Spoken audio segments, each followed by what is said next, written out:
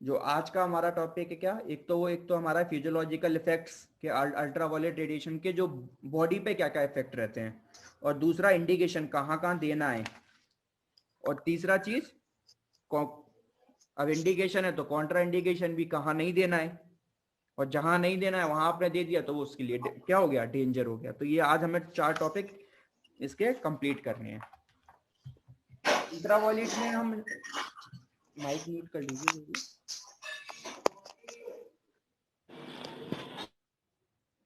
Ultraviolet में ना हम स्टार्टिंग में ही पढ़ के आए थे।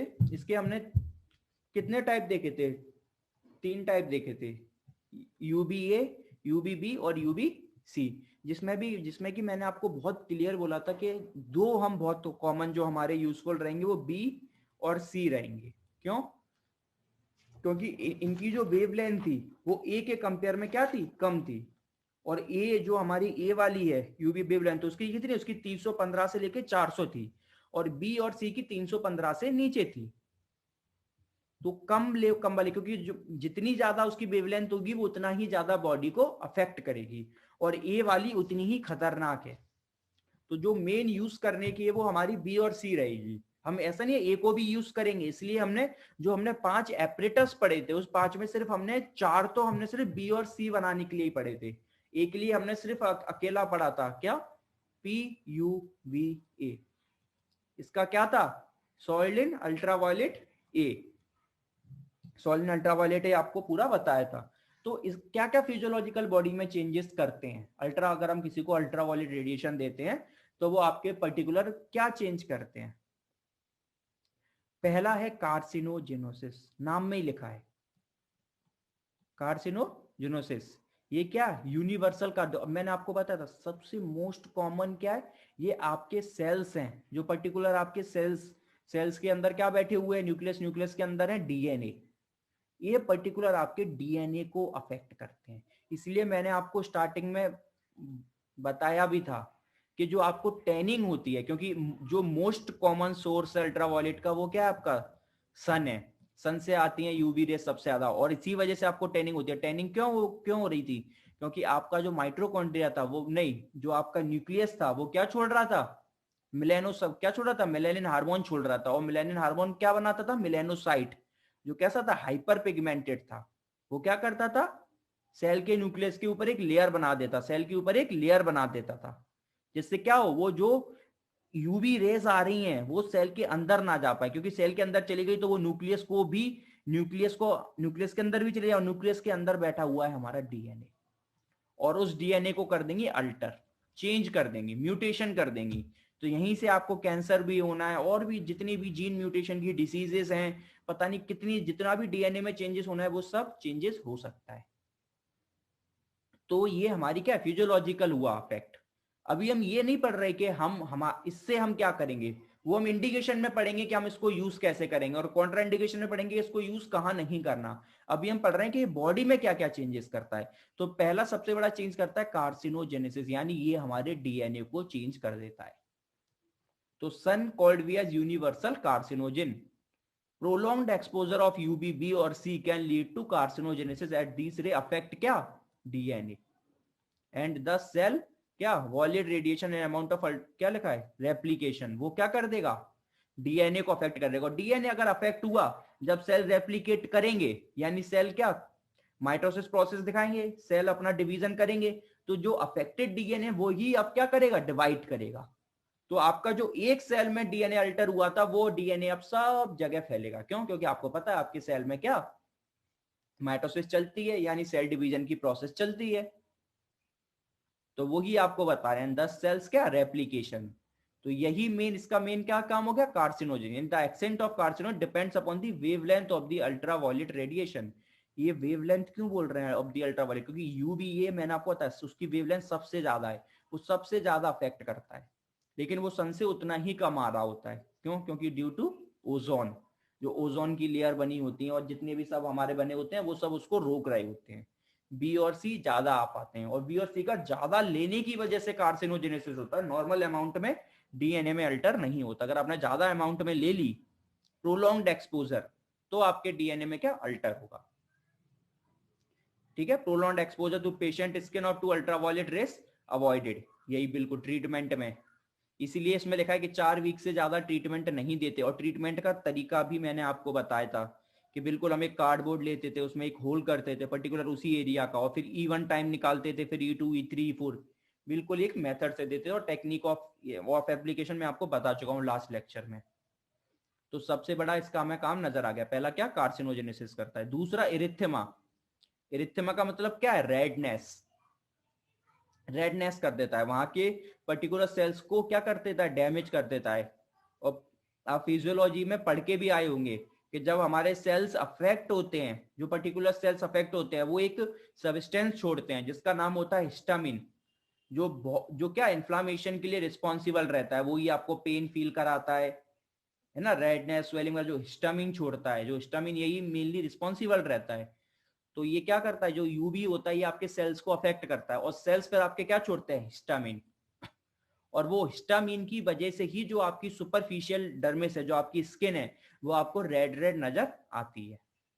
अब वो क्यों, जैसे हिस्टामिन छोड़ेगा और हिस्टामिन इन्फ्लामेशन की प्रोसेस कराएगा स्टार्ट, और इन्फ्लामेशन की प्रोसेस में आपने पढ़ा है कि आपकी जो ब्लड वेसल्स है वो क्या, डायलेट कर जाएंगी। डायलेट करने का मतलब क्या है, कि वो दूर दूर हो जाएंगे, और यहाँ पर ब्लड के फ्लो है क्या, वो स्लो हो जाएगा। ब्लड फ्लो स्लो हो जाएगा तो यहाँ पर आपको क्या, आरबीसी खट्टे होने लग जाएंगे, जिसकी वजह से आपको यहाँ क्या फील दिखाई देगा, रेडनेस।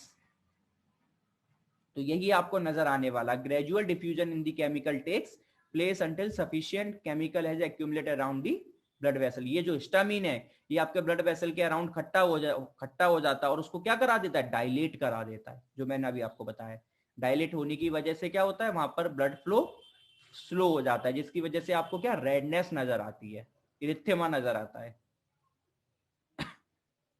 और एक बात याद रखना, मैंने आपको जो बोला, और ये इरिथेमा कहाँ है, प्रोड्यूसर वेवलेंथ शॉर्टर देन, ये शॉर्टर क्यों लिखा है 315 से कम, क्योंकि जितनी ज्यादा वेवलेंथ होगी वो उतना ही ज्यादा डीप क्या करेगी, आपको पेनिट्रेट करेगी। यानी जो ए वाली होती है वो ज्यादा अंदर जाती है और आपको ज्यादा चेंजेस करती है। तो उसमें इरिथेमा आपको उतना नजर नहीं आएगा। क्यों नहीं आएगा, क्योंकि वो अंदर वाले स्ट्रक्चर्स को डिस्टर्ब कर रही है, बाहर वाले को नहीं। तो आपको जो इरिथेमा मेन नजर आएगा वो बी और सी में नजर आएगा। और एक तरीके से इरिथेमा आपके लिए क्या अच्छा पॉइंट भी है, कि आपको नजर आ जाएगा कि अच्छा कुछ ना कुछ एबनॉर्मल या कुछ ना कुछ एनॉर्मली हो रहा है, कुछ ना कुछ प्रॉब्लम क्रिएट हो रही है, तो आप उस चीज को वहीं पर रोक दोगे। तो इरिथेमा से आप इस चीज को समझ जाओगे कि हाँ पर्टिकुलर कुछ ना कुछ एबनॉर्मल चेंजेस हो रहे हैं, इस वजह से हमें इरिथेमा दिख रहा है। तीसरा पिगमेंटेशन, बिल्कुल वही बात जो, सर हाँ सर इराइथीमा रिएक्शन होना जरूरी भी है ना, क्योंकि उसी की वजह से तो हम इवन टाइम कैलकुलेट करते थे। हाँ वही, उसी से तो तो हमें पता मतलब चलेगा। हम्म। अगर एक्सेसिव होगा तो ही डेंजर है ना, हाँ, बाकी तो नहीं है ना। नहीं नहीं, एक्सेसिव होना वही तो, नॉर्मल तो होना ही है। नॉर्मल तो आप कुछ भी, कोई भी आप हीट ले लो, नॉर्मल इरिथेमा तो आपको वैसे ही दिखना है।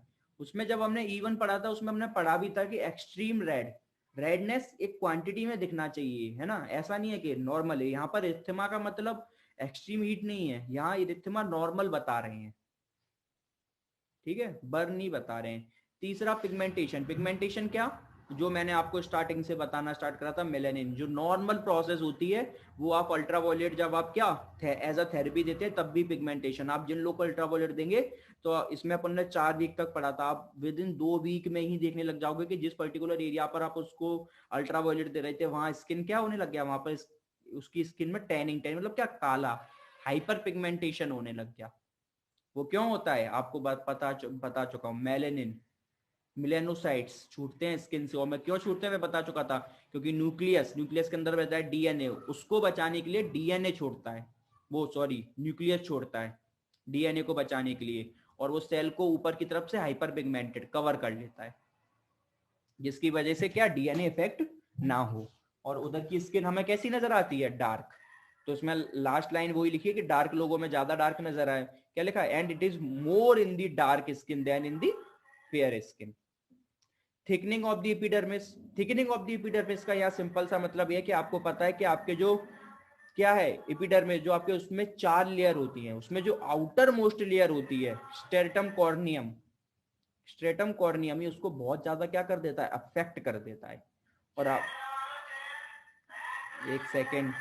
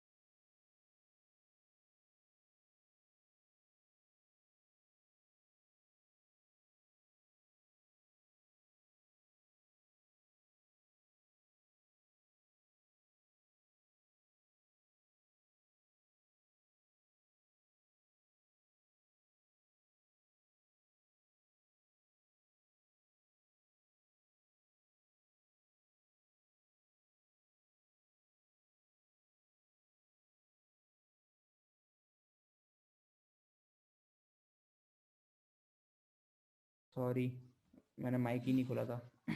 इसमें क्या लिखा हुआ है, स्ट्रेटम कॉर्नियम। जो स्ट्रेटम कॉर्नियम है वो आपकी क्या आउटर मोस्ट लेयर है। उसमें क्या होता है, उसमें जब अल्ट्रावायलेट रेज जाती है तो अल्ट्रावायलेट की वजह से उसके सेल्स पास पास में बिल्कुल क्या खट्टे हो जाते हैं, और एकदम जो आप एकदम आउटर मोस्ट लेयर देखेंगे वो ब्लैक तो पड़ेगी, साथ साथ में एकदम थिक हो जाएगी, एकदम आपको एकदम कड़क नजर आएगी। जैसे अभी आपकी नॉर्मल स्किन रहती है ना, आप उसको हिलाते जाते बिल्कुल ऐसी नहीं, एकदम कड़क नजर आएगी। उसको एक वर्ड बोलते हैं, उसको बोलते हैं डिस्क्रिमिनेशन। ये इस वर्ड से इसको पहचानते हैं। और ये क्या, ये बहुत बड़ा साइन है कि इसके बाद हमें अब थेरेपी को रोक देना है, कि अब थेरेपी क्या हो गई, ज्यादा हो गई है, इंक्रीज हो गई, यानी आप डोज जो दे रहे हो पर्टिकुलर क्या इंक्रीज हो गया है। ये आपको जब ही नजर आएगी जब अल्ट्रावायलेट बहुत ज्यादा देने लग जाओगे। ये सेल्स पास में क्यों आने लग जाते हैं, क्यों, क्योंकि ये आपकी अल्ट्रावायलेट रेस को अंदर जाने से रोकते हैं। जब लगता है कि बहुत ज्यादा आ रही तो बॉडी अपनी कंपनसेटरी मैकेनिज्म, अपने आप अपनी प्रोटेक्टिव मैकेनिज्म में अपने आप को बचाने के लिए उस जो आउटर मोस्ट लेयर है स्ट्रेटम कॉर्नियम, उसके सेल्स आपस में आके बिल्कुल चिपक जाते हैं और खट्टा हो जाते हैं। तो ये आपके लिए बहुत बड़ा साइन भी होता है कि ये पर्टिकुलर, अब हमें समझना चाहिए कि यहाँ पर हम कुछ ना कुछ जो थेरापेटिकल डोज दे रहे हैं वो इंक्रीज हो रहा है। ठीक है, तब तक आप अपना, अगर आपको प्रोसेस नहीं दिख रही डिस्क्रिमिनेशन, तो आप समझ लो तो आप अपना तब तक अपना थेरापेटिकल डोज बढ़ा सकते हो। अगर आप 10 अमाउंट में दे रहे हो तो आप उसको 12 कर सकते हो। अगर आपको डिस्क्रिमिनेशन नहीं देता तो आप समझ लोगे कि अभी मेरा कम है, कोई दिक्कत नहीं। लेकिन अगर आप इस लेवल पे पहुंच गए तो आप समझ लो कि ये मेरा क्या पीक लेवल आ गया, अब इससे ज्यादा मुझे नहीं जाना। अगर मैं इससे ज्यादा जाऊंगा तो वो चीज के लिए क्या हो रहा है, गड़बड़ हो रही है। और ये एक तरीके का क्या कर रहा है, एक तरीके का क्या दे रहा है, रेजिस्टेंस ही तो दे रहा है। ये क्रिएट क्या कर रहा है, रेजिस्टेंस ही तो क्रिएट कर रहा है कि अल्ट्रावायलेट अंदर ना जा पाए। तो यही है क्या, इस प्रोसेस क्या कर देता है, increase thickness of the epidermis eventually lost by the process of discrimination और पीलिंग। इसका मतलब क्या है, when discrimination has taken place, क्या करता है, the resistance of the skin to the ultraviolet rays is substantially reduced. ठीक है, ये इसका सबसे अच्छा काम है, इसलिए हम अल्ट्रावायलेट और ज्यादा देते हैं। अभी तक हम जो फिजियोलॉजी में पढ़ के आए वो हम कहीं ना कहीं क्या एबनॉर्मल चेंजेस पढ़ के आए। एक जो नॉर्मल चेंजेस हमें अच्छा देखने को मिलता है जिसके लिए हम देते हैं वो है प्रोडक्शन ऑफ विटामिन डी। क्योंकि हमें पता है कि सनलाइट, हम बोलते हैं ना सुबह सुबह सनलाइट मॉर्निंग में लेना चाहिए। सनलाइट से हमारा विटामिन डी का फॉर्मेशन होता है ना, विटामिन डी मिलती है। तो यही काम ये भी करता है। अल्ट्रावायलेट क्या कर देता है, विटामिन डी इज नेसेसरी, आपको पता है कि किसके एब्जॉर्प्शन के लिए, कैल्शियम के लिए। क्यों, आप हमेशा ही सुनते हो कि सुबह सुबह की धूप लो तो आपकी हड्डियां मजबूत होंगी, क्यों, क्योंकि क्या विटामिन डी आएगा तो वो कैल्शियम का क्या कराता है, एब्जॉर्प्शन कराता है। और calcium as well as magnesium का भी कराता है। मैग्नीशियम कम अमाउंट में रहता है इसलिए हम मैग्नीशियम इतना लिखते नहीं है, calcium as well as magnesium भी रहता है।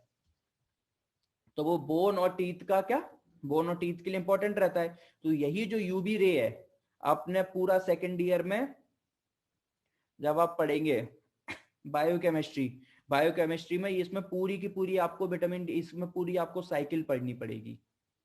7 डी हाइड्रोकोलेस्ट्रॉल विटामिन डी, इसकी पूरी साइकिल पढ़नी पड़ेगी। ये कैसे कन्वर्ट होता है, पहले आपको स्किन के थ्रू मिलता है, फिर लीवर में जाके, फिर किस तरीके से सारी प्रोसेस चल के फिर फाइनली आखिरी में आपको विटामिन डी में कन्वर्ट होता है।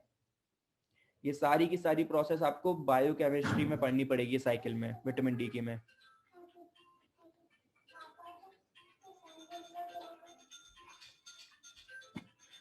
आखिरी point, 7th point, effects on I.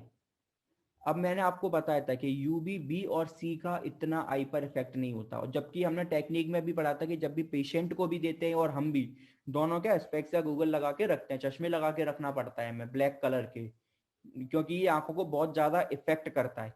Effect क्या करता है, अब इसमें ये लिखा है, इसमें इफेक्ट में करता क्या है आंखों में, आपको मैंने बताया था कि आंखों के ऊपर क्या कॉर्निया, कॉर्निया के ऊपर क्या म्यूकस की लेयर होती है, और अल्ट्रावायलेट रेस क्या करती है, इस म्यूकस की लेयर को सुखा देती है, यानी ड्राई कर देती है, ड्राई कर देती है, जिस वजह से आप ब्लाइंड, मतलब ब्लाइंड तो बहुत सेकेंडरी हो गया, प्राइमरी बहुत ज्यादा आइस के क्या इन्फेक्शन कर देता है, इरिटेशन फील होगी, इरिटेशन फील होगी। ये इरिटेशन वाटरी कब होता है, जब स्किन ड्राई, जब आपकी कॉर्निया ड्राई हो जाएगी। तो यूबी और सी इतना ज्यादा नहीं दिखाता कंजक्टिवाइटिस, ये इतना ज्यादा, सबसे ज्यादा दिखाता है ये यूबी, ये है ना, वो कराता ही है ब्लाइंडनेस। जब आप कॉन्ट्राइंडिकेशन पढ़ेंगे तो अब उसमें आप यूवीए के लिए स्पेशल पढ़ेंगे, ये आंखों के लिए डेंजर, सबसे खतरनाक आइस के लिए। नेक्स्ट है हमारा क्या, एजिंग। सबसे बड़ा पॉइंट ये आपकी एजिंग को बढ़ा देता है, यानी जो पर्टिकुलर आपके सेल्स हैं वो उनको क्या एसिलेट कर देता है, उनकी जो ग्रोथ है, जो उनकी ग्रोथ रेट अगर आपने ज्यादा अमाउंट में दे दी तो उनकी ग्रोथ रेट को इंक्रीज कर देता है, और इंक्रीज करने की वजह से क्या हुआ, पर्टिकुलर उनकी एज बढ़ जाती है। तो ये क्या हो गया, एजिंग हो गई। लेकिन इसका फायदा भी उठाते हो, क्या उठाते हो, पर्टिकुलर आपको पता है कि आपको क्या हो गया है बुंड वगैरह हो गया, आपको कहीं लग गई है, तो आपको हीलिंग करनी है। हीलिंग के लिए तो आप क्या करोगे, पर्टिकुलर सेल्स की ग्रोथ करनी है, इंक्रीज करनी है, तो आप वहां पर दे सकते हो। लेकिन वैसे अगर आपने नॉर्मल से ज्यादा दे दी तो ये क्या करेगा, एसिलेट करता है। Aging is accelerated if there is continuous exposure to ultraviolet rays, वो क्या करेगा, आपकी एपिडर्मल लेयर को ड्राइनेस कर देगा, मेलानोसाइट छोड़ेगा, रिंकल बना देगा। और ये सब क्या होता है, एजिंग के साइन होते हैं। रिंकल के स्किन पर अगर आपके रिंकल्स दिखें तो ये किसके साइन है, एजिंग के साइन है। और ये आप उनको देखना जो डेली सन बाथ लेते हैं, उन सब में आपको बहुत ज्यादा नजर आएंगे अल्ट्रावायलेट रेज के इफेक्ट। आपको बहुत ज्यादा उनकी स्किन कैसी एकदम रिंकल्स बनते हुए नजर आएंगे जो बहुत कॉमन सन बाथ लेते हैं। और ये मोस्ट कॉमन एंटीबायोटिक इफेक्ट भी होता है इसका। तो इसलिए मैंने आपको बुंड में अभी बोला था कि बुंड में भी क्या काम हुआ, उसने बुंड हीलिंग भी इंक्रीज कर दी as well as plus antibiotic effect. का मतलब यहाँ क्या है कि जो पर्टिकुलर बैक्टीरिया, अब देखो ये हमारे सेल को अफेक्ट कर रहा है तो उसका मतलब ये थोड़ा ना कि बैक्टीरिया के सेल को अफेक्ट नहीं करेगा, उसके सेल को भी अफेक्ट करेगा। तो अगर बैक्टीरिया बुंड में अगर कहीं बैक्टीरिया प्रेजेंट है और आप यूवी रे दोगे तो उन बैक्टीरिया को ये मारेगा, और क्या उन बैक्टीरिया को भी तो मारेगा। तो वो क्या हो गया, एक तरीके से एंटीबायोटिक इफेक्ट ही तो हो गया। तो the increase body resistant to infection as a result of ultraviolet ray, आपकी बॉडी है वो इन्फेक्शन के लिए क्या रेजिस्ट हो जाती है, आपको इन्फेक्शन नहीं होने देते। क्यों, फिर पर्टिकुलर अगर आप यूवी लेंगे तो ये उन बैक्टीरिया को मार देती है, जो स्मॉल ऑर्गेनिजम्स हैं, जो बैक्टीरिया है, फंगाई हैं, उन सबको क्या डिस्ट्रॉय कर देती है। क्यों, जब ये हमारे सेल्स को भी अल्टर कर देती है तो वो तो डीप है, अगर हम नॉर्मल अमाउंट में बुंड्स के ऊपर देंगे वो तो एकदम सुपरफिशियल है, तो उनके सेल्स को बहुत जल्दी क्या डिग्रेड कर देती है। तो जो कोई भी फंगाई हो, बैक्टीरिया हो, तो उन सबको क्या कर देती है। तो ये एक तरीके से एंटीबायोटिक का भी काम कर रही है। तो इससे हमारे दो पॉइंट बहुत क्लियर सामने एकदम निकल के आए कि सबसे पहले जो हमारा मेन काम रहेगा उसका वो होगा हीलिंग। क्योंकि अभी हमने देखा एक तो एंटीबायोटिक और एजिंग में हमने पढ़ा जिससे क्या उसकी नॉर्मल प्रोसेस बढ़ेगी। तो यानी जो सबसे बड़ा हमारा, और एक हमने पढ़ा प्रोडक्शन ऑफ विटामिन डी। यानी इन 3 पॉइंट से हमारा एक पॉइंट तो बिल्कुल क्लियर होके आ गया कि इसका जो मेन काम है वो है इसका हीलिंग, यानी क्या सेल की ग्रोथ को इंक्रीज कर रही है।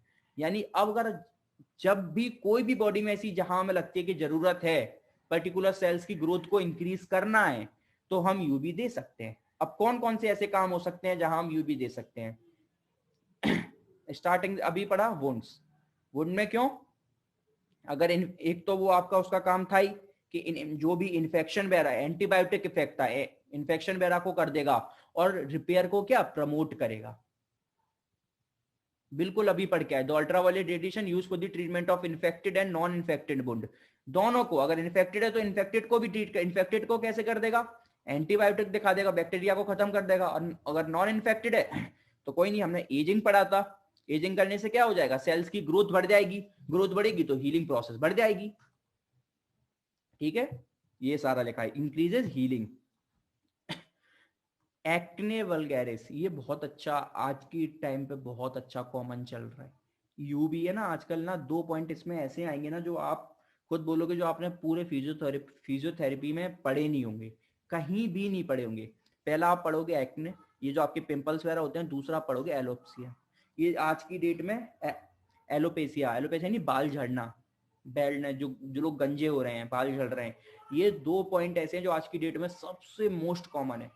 आजकल हर किसी को कॉस्मेटिक पर्पज से, हर किसी को पिंपल और ये सब फेस पे बिल्कुल पसंद नहीं है, और दूसरे बाल तो आज की डेट में हर किसी के झड़ रहे हैं। तो सोचो फिजियोथेरेपी में इसका भी ट्रीटमेंट है। अगर हम इसको अल्ट्रावायलेट को ढंग से देना सीख जाएं तो हम इससे भी कितना बड़ा अपना ट्रीटमेंट का चला सकते हैं। क्या, एक तो हमारा एक्ने हो गया, हाँ बाल्डनेस, यही बोल रहा हूँ, बाल झड़ना। ठीक है, क्या करेगा, आपके पिंपल्स वगैरह पे। एक्ने क्या होते हैं हमारे, क्रोनिक इन्फ्लामेटरी कंडीशन होती है स्किन पर आपके, और जनरली आपके कहाँ नजर आते हैं, फेसेस, आपके फेस पर, बैक पर, चेस्ट पर। मोस्ट कॉमन तो आपके फेस पे ही नजर आते हैं। वो क्या होते हैं, जो आपके सिबेशियस ग्लैंड होते हैं। जो आपके सिबेशियस ग्लैंड क्या है, जो क्या करते हैं, फ्लूइड रिलीज करते हैं। सिबेशियस ग्लैंड क्या, जो आपके सीरम रिलीज करते हैं, जो आपके स्किन को क्या मॉइस्चराइज, ये जो भी है प्लीज ये मत करो, जो सीरम रिलीज करते हैं।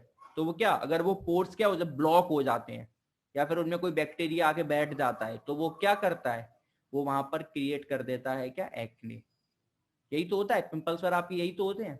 तो आप क्या करोगे, आपका इसका जो एंटीबायोटिक इफेक्ट है वो आप चलाओगे, उस पर्टिकुलर जो वहां पर बैक्टीरिया वगैरह बैठा है उसको मार दोगे। दूसरा, एजिंग से क्या करोगे, जो पर्टिकुलर वहां पर सेल्स है उनकी ग्रोथ इंक्रीज कर दोगे। तो जो सेल्स की ग्रोथ इंक्रीज हो गई तो उससे क्या होगा, ग्रोथ इंक्रीज होगी तो हीलिंग इंक्रीज हो जाएगी, हीलिंग इंक्रीज हो जाएगी तो जो वहां पर पिंपल्स है जो कुछ ये वो सब एकदम क्या जल्दी हील हो जाएंगे। तो वो यहाँ पर लिखा है, chronic inflammatory condition of the skin which presents with pustules. आपने पढ़ा है ये सेकेंड ईयर में, मैंने स्टार्टिंग में आपको सर्जरी में पढ़ाया था पिस्ट्यूल्स। पिस्ट्यूल पढ़ा था, छोटे छोटे से, अगर आपको हिंदी में अगर आपने ऐसा फोड़े टाइप का वर्ड सुना हो तो उन्हें पिस्ट्यूल्स ही बोलते हैं। जो बैक्टीरिया इन्फेक्शन मोस्ट कॉमन रहता है जिन लोग को, पेप्यूल्स, कॉमिडोन्स, ये सारे क्या, ये सब नॉर्मल जो आपने सुना बैक्टीरियल में किसी के पिंपल्स हो जाते हैं छोटे छोटे, उन सब की बोले, ये सब क्या है, ये आपके दो चीजें होती है। ये तो आपका, एक तो आपका सेबेशियस ग्लैंड होता है और एक आपका हेयर फॉलिकल्स होता है।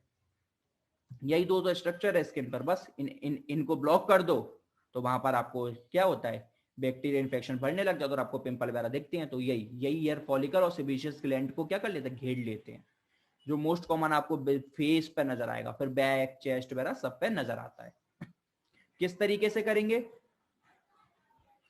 ट्रीटमेंट, हम किस तरीके से देते हैं, सबसे मोस्ट कॉमन पड़ गया एरिथेमा। एरिथेमा का मतलब ही था कि वहां पर मोर ब्लड आ रहा था, ब्लड बढ़ रहा था ना, तभी तो एरिथेमा आपको देखने को मिल रहा था। क्यों, फ्रेश ब्लड आ रहा था। और आपको ये तो आप पढ़ के आए हो, फ्रेश ब्लड आएगा तो वो तो आपके लिए बहुत अच्छा है, आपकी स्किन के लिए, क्योंकि पर्टिकुलर वहां के जो वेस्ट प्रोडक्ट है वो सब बाहर निकल जाएंगे। एंटीबायोटिक इफेक्ट दिखाएगा तो बैक्टीरिया मर जाएंगे, फ्रेश ब्लड आएगा तो हीलिंग बढ़ जाएगी, फ्रेश ऑक्सीजन आएगी तो न्यू सेल फॉर्मेशन होंगे। और अगर न्यू सेल फॉर्मेशन होंगे तो जो आपके क्या है, जो भी अगर वापस स्कार वगैरह या कोई भी ऐसा बनने वाला है तो वो सब नहीं बनेंगे।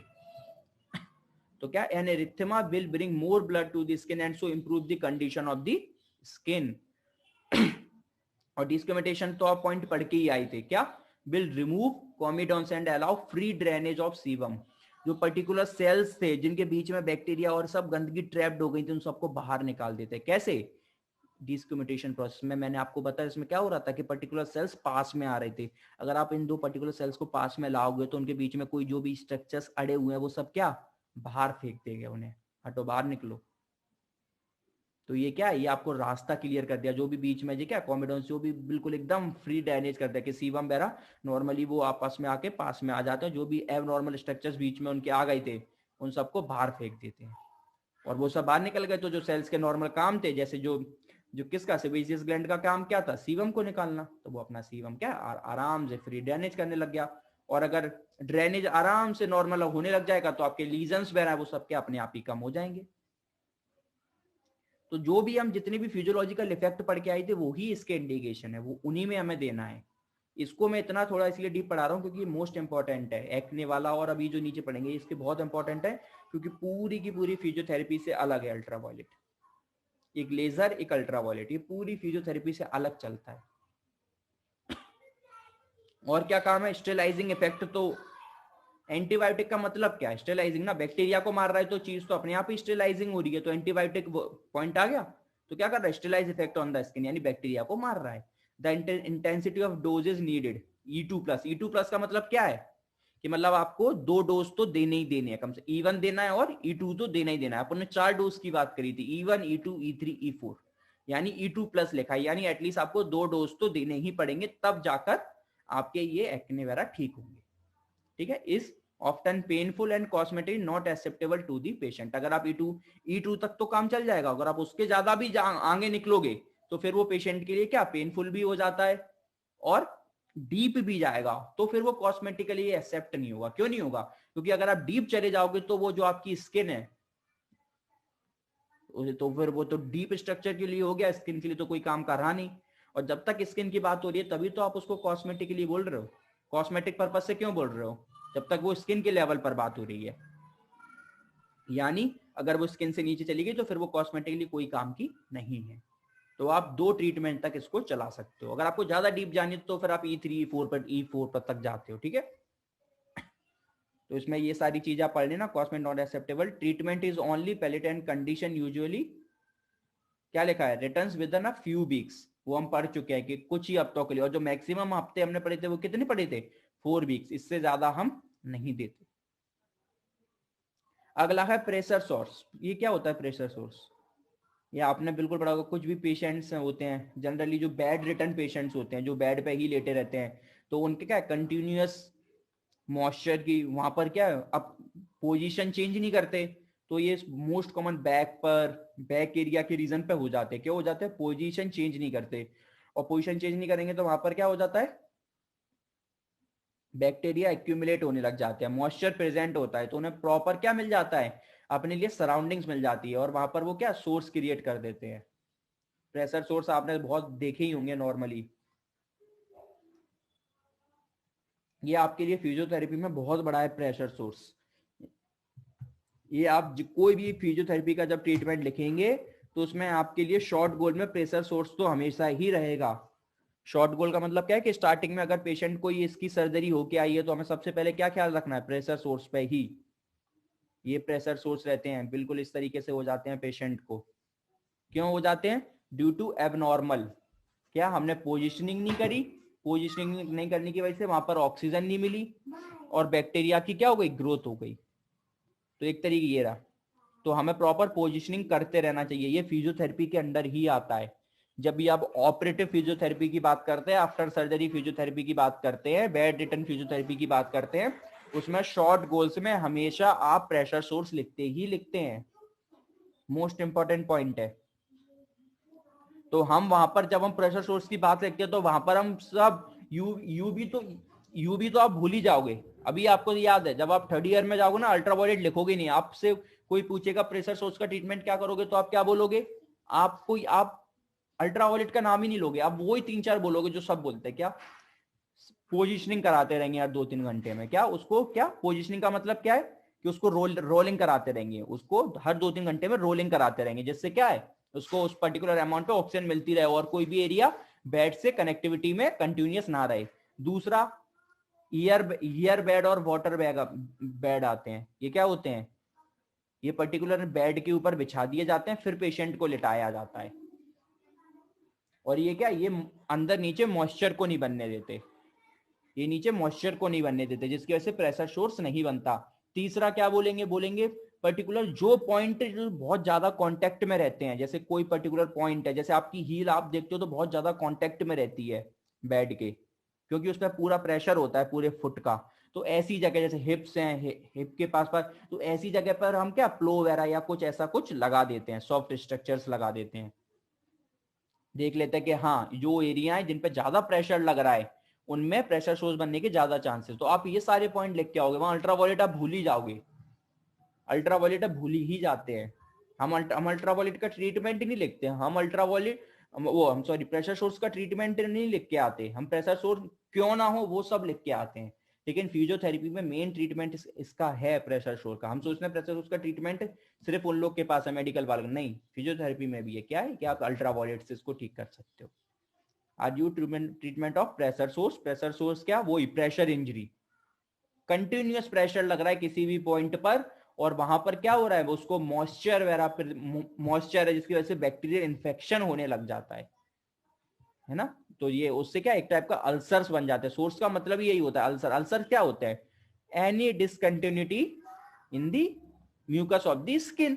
जो स्किन है इसमें जो म्यूकस मेम्ब्रेन होती है उसके बीच में कोई भी डिसकंटिन्यूटी हो जाए, डिसकंटिन्यू क्या गैप हो जाए, उसको आप अल्सर बोलते हो। तो यहां से हमारे माइंड में एक चीज और क्लियर हो गई कि हम इसको अल्सर में भी दे सकते हैं। यानी जो अल्सर्स आपके माउथ वगैरह में भी होते हैं और भी जगह अल्सर होते हैं, आप उनको वहां भी दे सकते हैं। प्रेशर सोर्स ये अल्सर है, प्रेशर सोर्स भी क्या एक तरीके का अल्सर ही है, ठीक है। एक सोरियासिस, ये सोरियासिस बहुत कॉमन ऑटो इम्यून डिसऑर्डर है, ऑटो इम्यून है ये, और स्किन का मोस्ट कॉमन डिसऑर्डर है। और ये आपको बहुत देखने को मिलेगा, अगर आप पेशेंट ट्रीट करोगे तो आपको ये बहुत देखने को मिलेगा। पर्टिकुलर आपको उन पेशेंट में ज्यादा दिखेगा जिनको क्या आरए होगा, आरए यानी रूमेटोइड अर्थराइटिस होगा, उनमें आपको सोरियासिस बहुत देखने को मिलेगा। और इसमें सबसे बड़ी प्रॉब्लम क्या है, सोरियासिस आप ऐसे ट्रीट नहीं कर सकते। जिनको आरए के पेशेंट होते हैं कुछ, अगर सोरियासिस वगैरह हो गया ना तो आप ग्लव्स वगैरह पहन के, अब तो प्रॉपर हर चीज ग्लव्स पहन के सैनिटाइज करके करते हैं। जब मैं अपनी बता रहा हूँ, जब ये लॉकडाउन वगैरह नहीं हुआ था तब सैनिटाइजर वगैरह तो मतलब हम यहीं से समझ रहे थे कि जो सोरियासिस के पेशेंट होते हैं, इसका हमारे पास ट्रीटमेंट नहीं रहता, लेकिन हमें ट्रीटमेंट किसका करना होता है, रूमेटोइड अर्थराइटिस का, हम उसका ट्रीटमेंट कर रहे होते हैं। और उन लोगों को सोरियासिस बहुत कॉमन होता है, तो हम आरए का ट्रीटमेंट कर रहे होते हैं, तो उस टाइम पे हम ग्लव्स पहन के पूरा सैनिटाइज करके सब कुछ कर रहे होते हैं। क्यों? क्योंकि सोरियासिस बहुत कॉमन है, फैल जाता है। कैसे फैल जाता है? सोरियासिस का मतलब है कि वहां के जो पर्टिकुलर स्किन के सेल्स हैं, ये कैसे भी हो सकता है, ये ऑटो इम्यून भी है, कोई कुछ भी रीजन हो सकते हैं, आरए की वजह से भी हो सकता है, इम्यूनिटी। सोरियासिस का कोई रीजन नहीं है, सोरियासिस बहुत सारे रीजनों की वजह से आपको हो सकता है। इसमें पर्टिकुलर जो आपके स्किन के सेल्स होते हैं वो डेथ मरने लग जाते हैं, और कोई भी चीज अगर मरेगी तो वहां पर बैक्टीरिया इन्फेक्शन होना है, बैक्टीरिया इन्फेक्शन हो रहा है, इसका मतलब यहाँ नेक्रोसिस होना है, नेक्रोसिस होने का मतलब है यहाँ पस वगैरह बनना है। और कोई भी ऐसी चीज तो बैक्टीरियल चीज तो अपने आप क्या होगा, फैलेगी। अगर पर्टिकुलर वो स्किन से स्किन के कांटेक्ट में आएगी तो वो आपको भी अफेक्ट करेगी। तो इस वजह से उनको direct skin to skin contact में नहीं लेते। तो सोरियासिस का एक स्किन कंडीशन, इनमें क्या होता है, localized patches on the skin, it affect about 2% of population. कितना कॉमन है ये psoriasis, and the cause is unknown. इसलिए मैंने अभी आपको इतनी देर से यही बोल रहा था कि इसका कॉज अननोन है, ऑटो इम्यून है, रोमेटोइड अर्थराइटिस के हजारों रीजन है और रीजन ही नहीं पता है। मतलब ये है कि रीजन ऐसे है जो उसको ट्रिगर कर देते हैं, सोरियासिस होने को ट्रिगर कर देते हैं, लेकिन सोरियासिस क्यों होता है ये नहीं हमें पता। अगर आपके बॉडी में इसको बस ट्रिगर कर सकते हैं, ठीक है। और ऑटो और इम्यूनिटी मैंने आपको बोला था इनहेरिटेड भी होता है, ठीक है। क्या होता है, रेड प्लेक्स पड़ जाते हैं, ये आपको बिल्कुल दिखाता हूँ एक बार, सोरियासिस की आपको दिखा लो, अगर आपने देखा होगा तो ठीक है। लो की स्किन,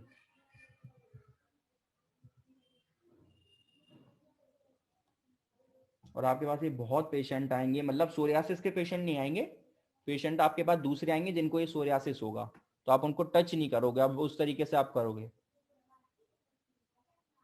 ठीक है। ये इस तरीके से सोरियासिस रहता है मोस्ट कॉमन। और सोरियासिस इन आपको आरए में दिखाता हूँ, आपके लिए मेन ये बहुत कॉमन रहेगा।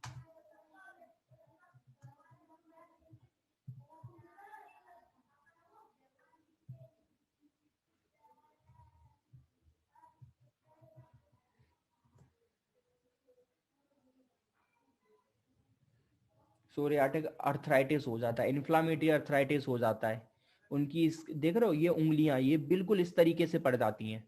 तो आपको क्या कराना होता है, कंटिन्यूटी में इनका क्या कराना पड़ता है, मूवमेंट कराना पड़ता है। ये उंगलियां इस तरीके से हो जाती है, बिल्कुल ऐसे नक्कल्स बन जाते हैं और मूवमेंट नहीं होता, तो फिर आपको क्या पैसिवली मूवमेंट कराना पड़ता है इन लोग को। तो आपको बिल्कुल ग्लव्स वगैरह पहनकर उनको पैसिवली इनके मूवमेंट कराते हैं, इनके फिंगर्स के, इनके फिंगर के आपको पैसिवली मूवमेंट कराने पड़ते हैं। तो ये आपकी फिजियोथेरेपी के ट्रीटमेंट में मोस्ट कॉमन है, ठीक है।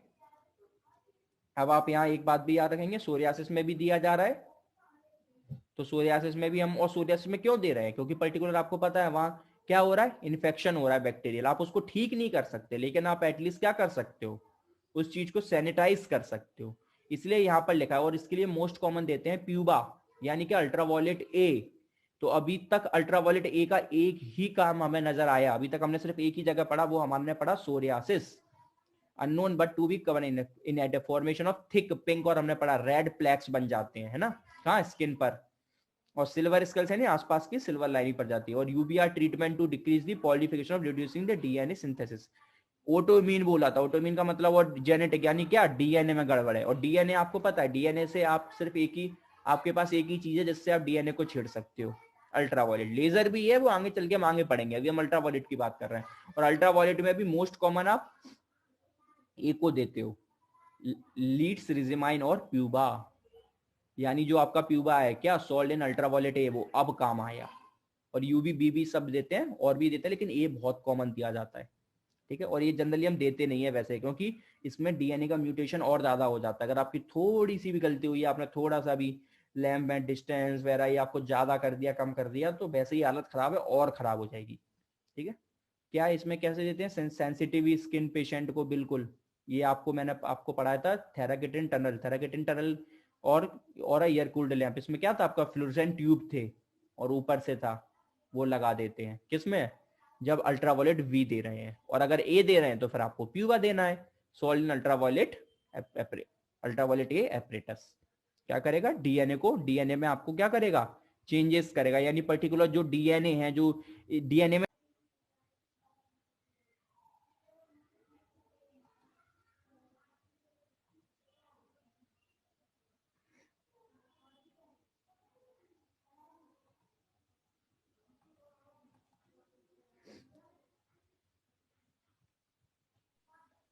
ठीक है, ये सब आपका लिखा डीएनए में, हमने स्टार्टिंग से बताया था डीएनए में चेंजेस करता है, और सोरियासिस में भी क्या डीएनए में चेंजेस ही तो हो रहे हैं, तो उस चेंजेस को क्या ये चेंज करके उस चेंजेस को रोक देता है, और ये बहुत ही कम है, इतना ज्यादा नहीं है। तो सोरियासिस हमने पढ़ लिया, मेन मोस्ट इंपोर्टेंट एलोपेसिया,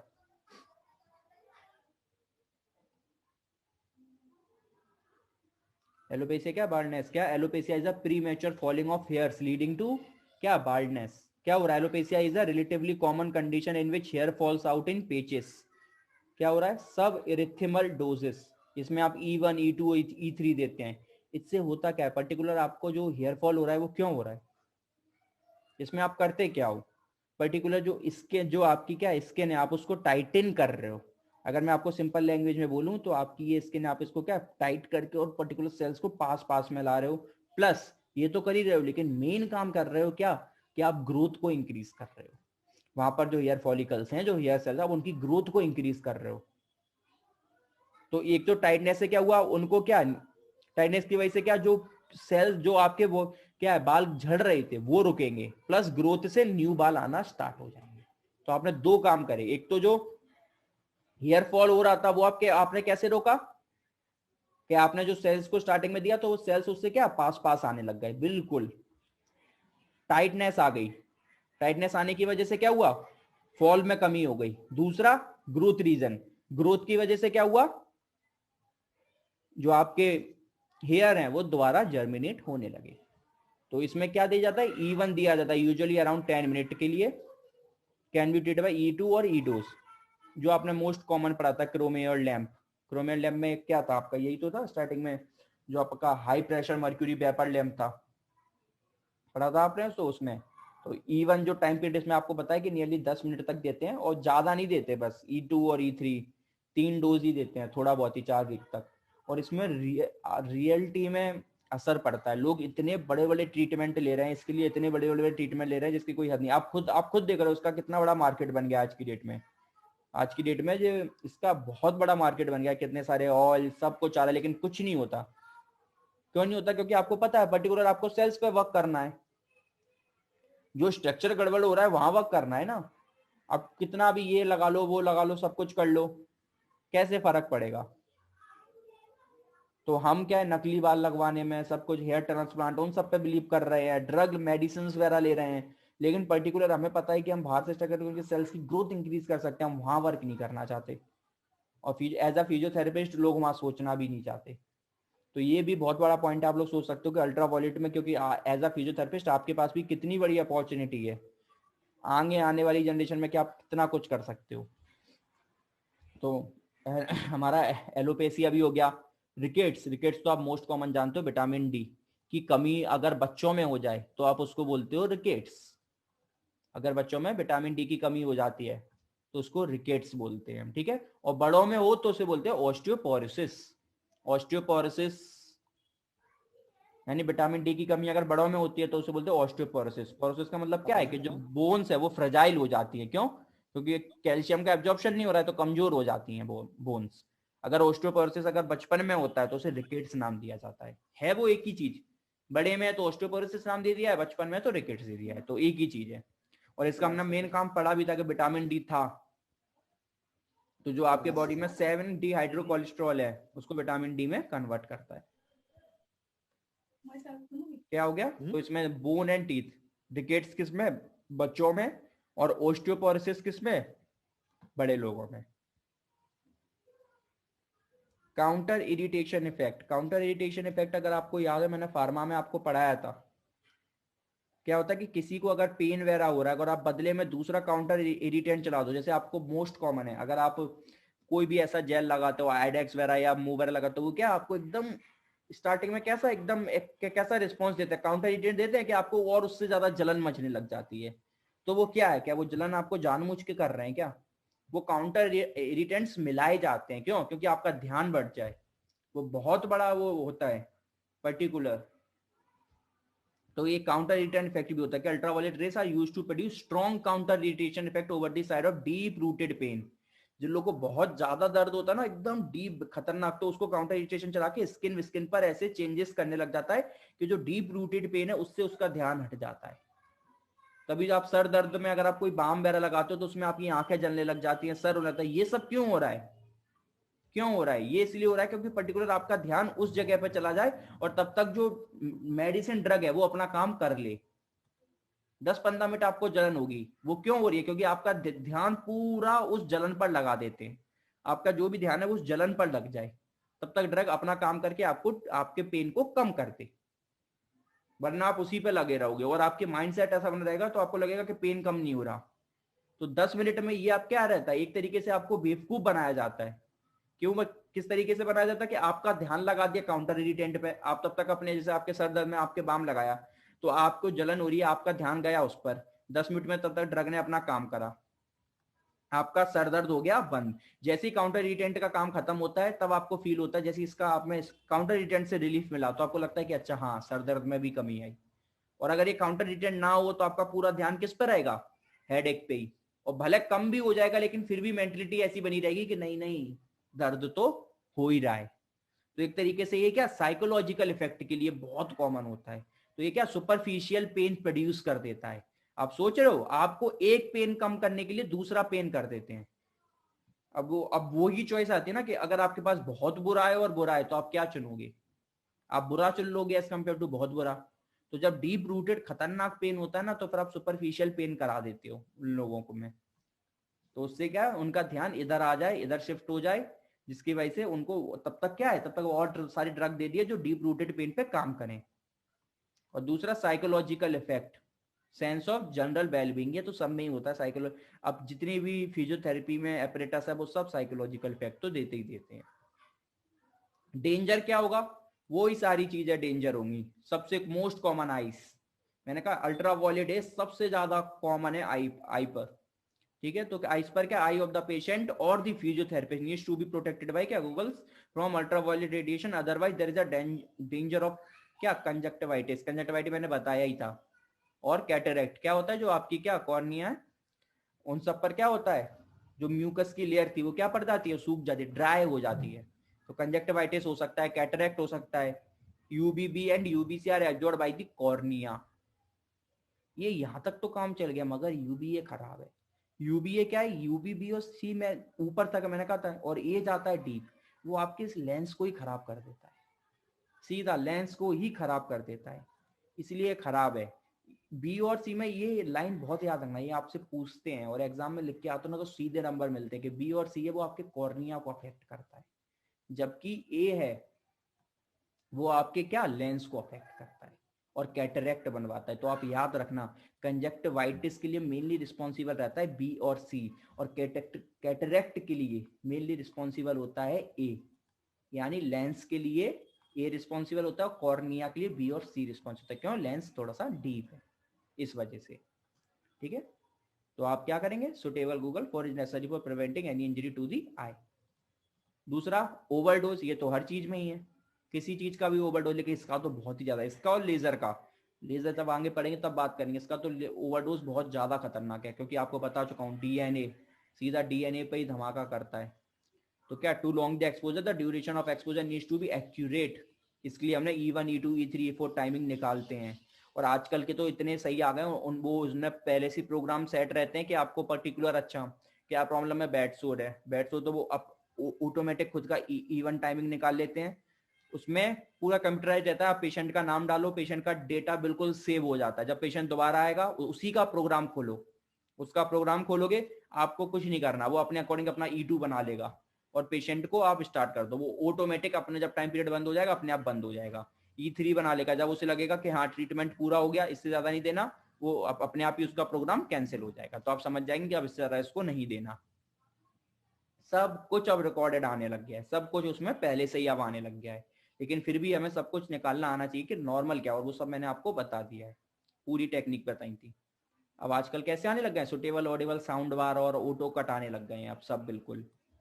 और इसी तरीके से, और ये तो चीज है ही है कि लैंप को आप जितना आप क्लोज लेके आओगे उतना ज्यादा ओवरडोज मिलना ही मिलना है।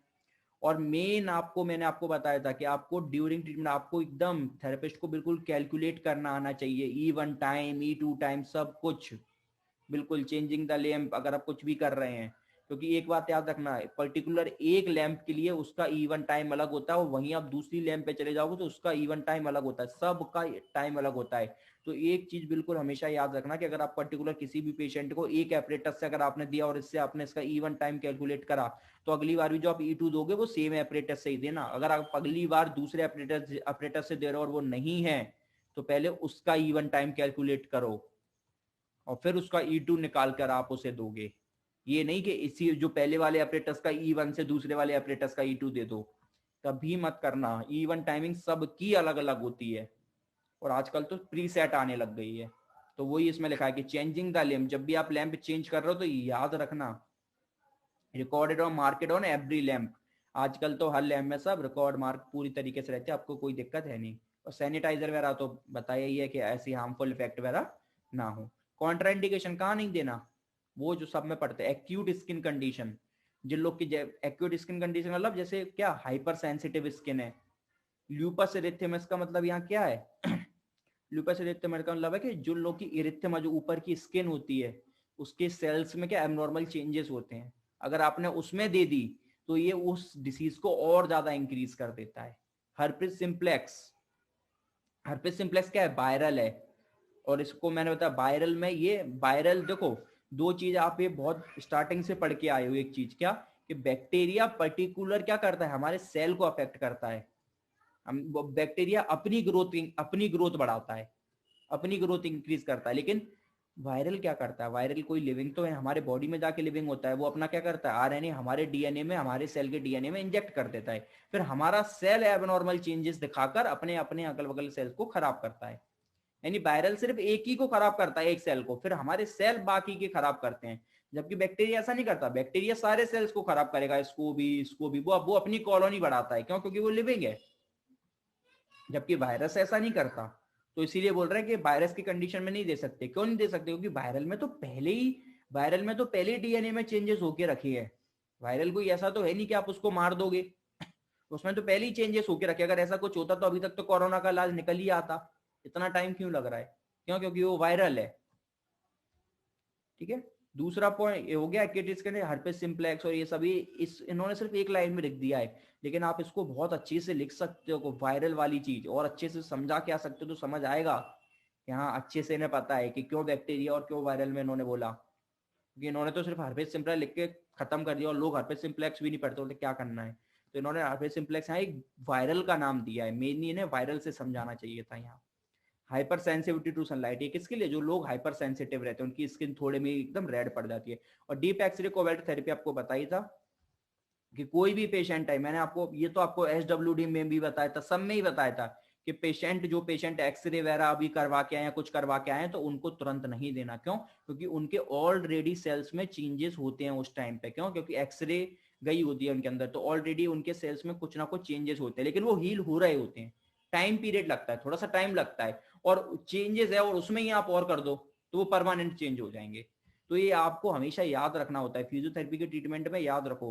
टेंस IFT छोड़ दो, बाकी SWD पे जाओगे, लेजर पे जाओगे, इंफ्रारेड पे जाओगे, UVR पे जाओगे, इन सब में आपको ध्यान रखना पड़ता है कि एक्सरे कोबाल्ट थेरेपी अगर पेशेंट अगर अभी एक्सरे वगैरह करवा के आया है, कुछ करवा के, तो इन लोग को नहीं देना है। क्यों, क्योंकि पर्टिकुलर सेल्स अभी खुद चेंज पे जो अपने आप को ठीक कर रहा है। और स्किन ग्राफ्टिंग का क्या, जिन लोगों की स्किन चेंज हुई है, बोलते ना प्लास्टिक सर्जरी टाइप, स्किन का ग्राफ्ट लगाया, तो वहां पर अगर आपने दे दिया तो क्या हो जाएगा, UVR क्या वहां के सेल्स को अल्टर कर देगा, और वो ग्राफ्ट को उस जगह की पर्टिकुलर स्किन क्या कर देगी, रिजेक्ट कर देगी, उस ग्राफ्ट को रिजेक्ट कर देगी। तो याद रखना स्किन ग्राफ्टिंग में कभी नहीं दिया जाता। क्योंकि ये आपसे लोग पूछ सकते हैं, आप बोल सकते हैं अरे वुंड हीलिंग में देते हैं तो स्किन ग्राफ्टिंग में क्यों नहीं दे रहा है, वहां पे भी हीलिंग बढ़ जानी चाहिए। वहां पे इसलिए देते क्योंकि पर्टिकुलर वो सेल्स नहीं है, वहां पर दूसरे सेल्स आकर उस जगह पर आ रहे हैं और अपनी जगह बना रहे हैं पहले से, वहां पर पहले से ही चेंज है। अल्ट्रावायलेट कभी भी वहां नहीं दिया जाता जहां पहले से चेंज हो। आप चेंज लाने के लिए अल्ट्रावायलेट देते हो, जहां चेंज है पहले से वहां कुछ नहीं देना। इसलिए ये सारी चारों की चारों चीजें जो कॉन्ट्राइंडिकेशन है वो वहीं दी गई हैं, जहां पहले से चेंज है वहां उन्हें बिल्कुल नहीं देना।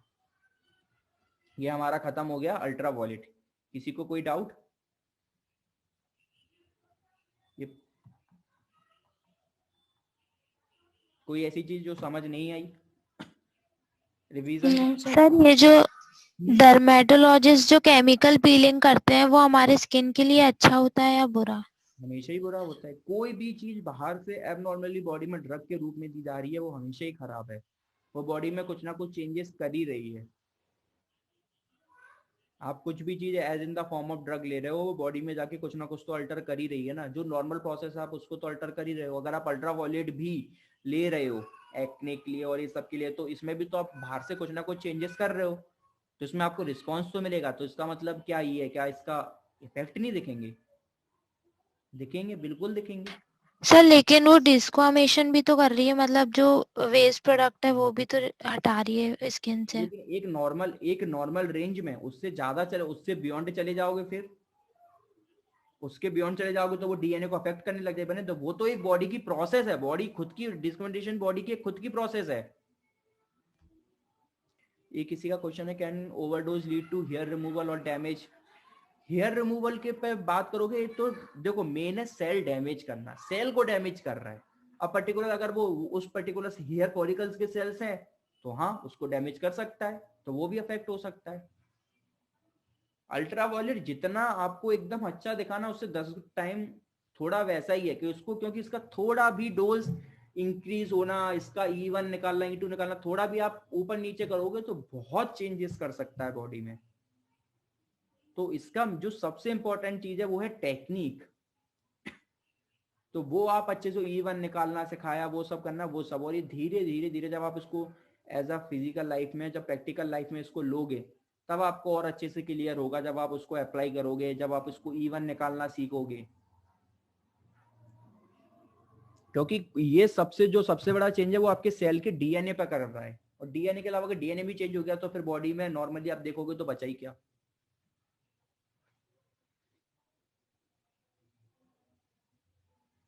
और जो आप बात बोल रहे थे डिस्क्रिमिनेशन की, वो स्टार्टिंग की प्रोसेस थी। वो कौन सी प्रोसेस थी? वो जब प्रोसेस थी जब बॉडी अपने आप को बचाने की कोशिश कर रही थी। उस लेवल पर हम समझ गए थे कि अच्छा इसके आगे नहीं जाना, अगर आप उसके आगे चले गए तो आप सेल को खत्म कर दोगे। तो वो तो एक बचाने की प्रोसेस है। वो एक तो आपको एक क्या, एक तरीके का आपका सिग्नल दे रही है कि इसके आगे मत बढ़ो वरना प्रॉब्लम क्रिएट हो जाएगी। अगर आप उसके आगे चले गए और आपने उस चीज को नहीं समझा, अगर आपने नहीं पढ़ा, आपने फील नहीं करा, स्किन को नहीं देखा, नहीं समझ पाए, तो प्रॉब्लम क्रिएट हो जाएगी। तो फिर क्या, अंदर के सेल्स अफेक्ट हो जाएंगे, चेंजेस हो जाएंगे। और कोई?